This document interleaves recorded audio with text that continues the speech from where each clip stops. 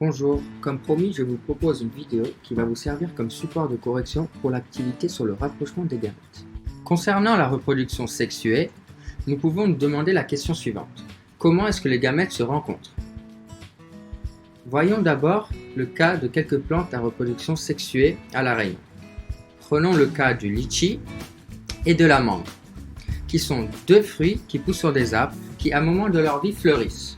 Ces fleurs servent entre autres à nourrir les abeilles. Une fois pollinisées, ces fleurs se transforment lentement en un fruit qui contient des graines qui à leur tour germent pour donner des nouveaux individus.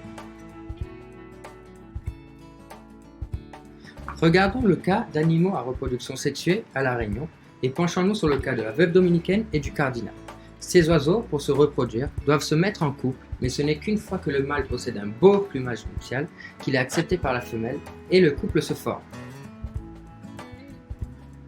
Donc, nous savons que la reproduction sexuée nécessite la rencontre de gamètes, qui sont les cellules reproductrices mâles et femelles, nommées spermatozoïdes et ovules chez les animaux. Après leur rencontre, il y a ce qu'on appelle la fécondation, qui est la rencontre et la fusion des gamètes pour produire un nouvel individu. Maintenant que nous sommes familiers avec la reproduction sexuée, nous allons découvrir les documents et répondre aux questions de l'activité. Le dactyle aggloméré est une plante herbacée qui produit de nombreuses fleurs regroupées en épis. Les fleurs relâchent le pollen qui est transporté par le vent et ainsi pollinisent d'autres fleurs. Le pollen peut aussi être transporté par les abeilles qui, en butinant d'une fleur à une autre, emmènent le pollen avec elles. Pour ce qui est de l'araignée paon, les mâles impressionnent les femelles grâce à de couleurs vives. Une fois que la femelle est satisfaite par le mâle, ils forment un couple et peuvent ainsi se reproduire.